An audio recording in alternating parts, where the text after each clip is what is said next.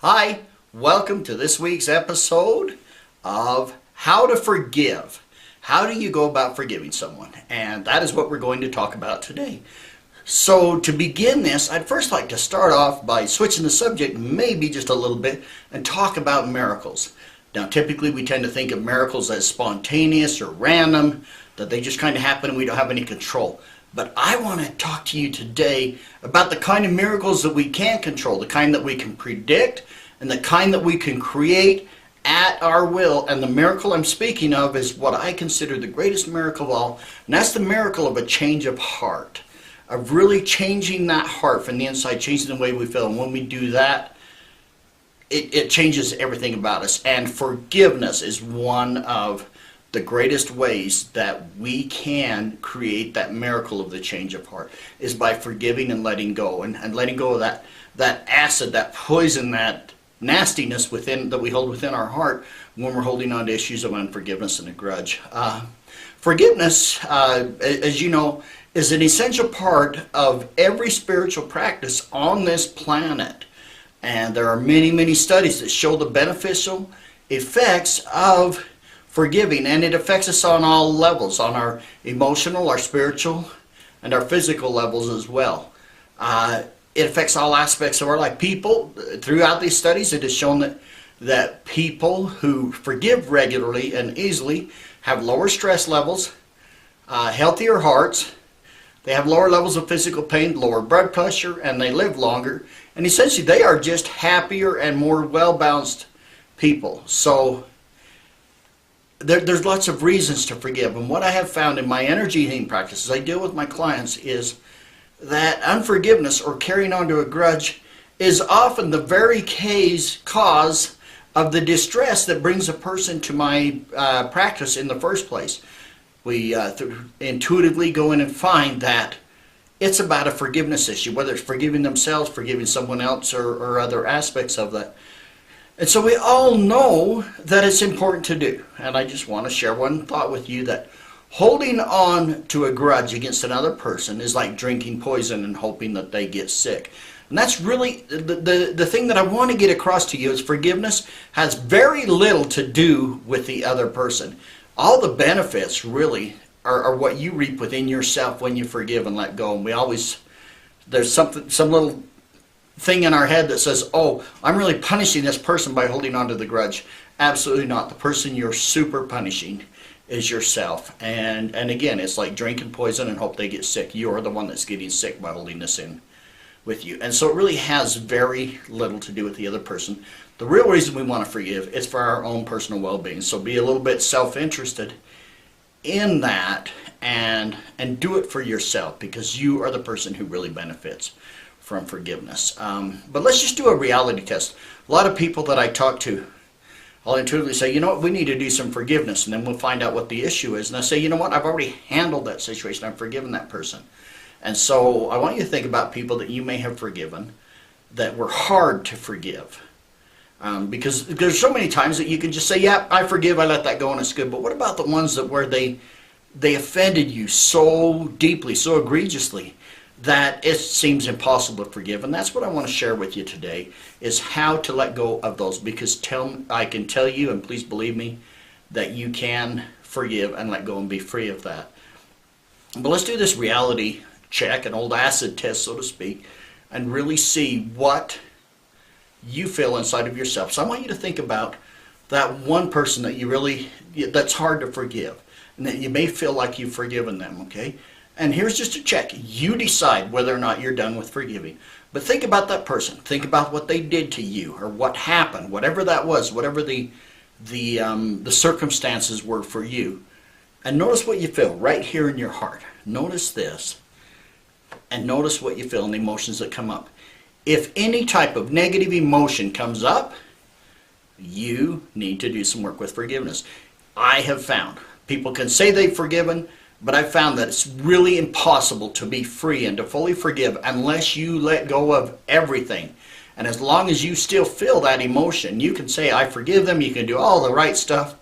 But if you're still holding on to negative emotions, or if they still come up whenever you think about that person or whatever happened, There's more work to do. And that's what I want to help you with today and teach you and show you what I've discovered in my practice through, obviously I learned most of this in working through my own forgiveness issues. And as I've shared these techniques and methods with other people, I've seen it work time after time after time with them.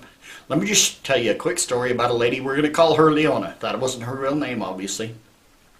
But in the middle of the pregnancy of her fourth child, her husband abandoned her. He up and left her. He picked up with some little Barbie doll type gal that was several years younger and several sizes smaller as well. Obviously she hadn't had 4 children, right?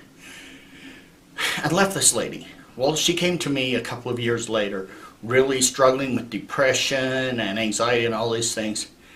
And one of the first things that we come up with is you need to forgive your husband, your ex-husband. And so we spent one session doing that. And she called me about 3 days later and said, oh my gosh, she says, I just saw my ex driving down the road in what was our nice pickup with a little Barbie doll practically sitting on his lap. And she says, all I did was I felt pity. I felt sorry for him. Every time before that, if she would see her ex around town, it would throw her into a tailspin, a depression that could last from days to a couple of weeks. They'd just totally knock her off her game because of all the pain that he caused her. And yet, after truly forgiving him, all she did was she felt sorry for him. It's just like, look at how he's wasting his life. Look at what he gave up. He gave up his children, his family, for something that he thinks is fun. And she just kind of felt pity for him. Total different feeling. Didn't drag her down. It was just a matter of compassion. So that's one example of what real and true forgiveness looks like. So what I want to do is just quickly outline 5 simple steps to forgiving another person. Now, depending on how seriously or how big your forgiveness issue is, you may not need to use all of these steps. But here are the 5 steps that I take people through that have a big issue, and what I have found when they truly in their heart want to forgive and let go and move on, that when they do these 5 steps, they do it. The first one is to heal the pain. Step number 1 is heal the pain. That is, as long as you're feeling the pain and the offense and you feel bad about what's going on, it's really, really tough to heal that pain. And so what I would suggest you do, one of the top methods that I have, is watch a video on this channel. It's entitled Wipe Away Stress and Painful Memories and PTSD with Bill Barney. And if you watch that video, I show a process that you can do with your hand that literally changes things, the neural connectivity, what all that stuff in your brain is, and it takes away the upset that you have about that. That's one of the most powerful tools that I teach clients to, so that they can then forgive, is to heal the pain. A couple of other suggestions that I have as ways to heal the pain. And that is, if you're the praying type and you duly believe and ascribe to a higher power, pray to your higher power and ask your higher power to give you a forgiving heart. Ask for assistance in going through this process. It is amazing that assistance is available to you. It's amazing how that will change. For me, that's Heavenly Father. But whatever that is for you, reach up and reach out to your higher power and ask for help in this process. You don't have to go it alone. The other one, that's a great one, is to write and burn. The write and burn process, if you're not familiar with it, quickly, you just write down, write as though you're writing a letter to this person. Tell them how bad they hurt you and what a jerk they are and all this other stuff. Please don't send it to them. Don't call them on the phone and tell them about it. It won't do any good. It'll probably stir things up. This is for you. This is for your benefit, okay, within your heart. And then when you're done writing that letter, read it back and then burn it, shred it, destroy it. Somehow destroy that paper, and there's an energetic process that takes place when you get rid of those written words. It's like pulling them out of you and getting rid of them. Another process is to speak the words and get it out. Get it out and just say the words. So you can go outside and when no one's around, hopefully, or driving down the road in your car when your windows are rolled up, and just really talk to that person as though they were right there. Again, please don't do it in person. And just yell at them. Tell them that you hate them, if that's what it is. That they had no right to do what they did to you. They were so thoughtless or whatever. What kind of a monster could they be? Get those words out. And through these processes, the write and burn, and get the words out, I like to compare this, and I call this the sliver principle. When you get a little sliver in your finger, it's just going to fester until you dig it out. So it would not make sense to take with your sliver in your finger, put a little balm on it, antibiotic ointment, and put a bandage around it, and just let it sit there, because you know it's not going to get better. It will fester until you get the needle and you dig that sliver out, or whatever process you got for getting your slivers out, right? Once you do that, then you apply the balm and you put the band-aid on, and your finger will heal. And this is one of the biggest obstacles that I think that people have to truly forgiving and letting go, is they go through all the steps, but they're still carrying the pain. They haven't gotten the sliver out. By doing the process that I share with you on the other video, write and burn, or speaking a spirit-to-spirit type, where you speak to them as though they were there, and get the sliver out, then you can go ahead and heal. But that is probably one of the most essential processes. The first and the fourth step that I'm going to share with you here are what I think are the very most powerful. The next thing you do is speak specifically the word. So when you're not carrying that pain anymore, say, I forgive Joseph for borrowing this money for me and not paying it back. And I release this and let it go now. Whatever that, I don't know a Joseph that I borrowed money to, obviously. But whatever that offense is, speak the words and say it out loud. There's something definitive in creating that forgiveness aspect of saying, I forgive them for this. Don't just say I forgive them. Speak specifically the words of what your offense is. And then say, I release this and let it go now. There's something that happens in the brain and in our heart when we have a definitive time that we're doing it right now in this instant, and we're done with it. And the third step that I would share with you is to release the person and turn them over to their higher power, to your higher power. Turn them over to God. Let it be God's problem.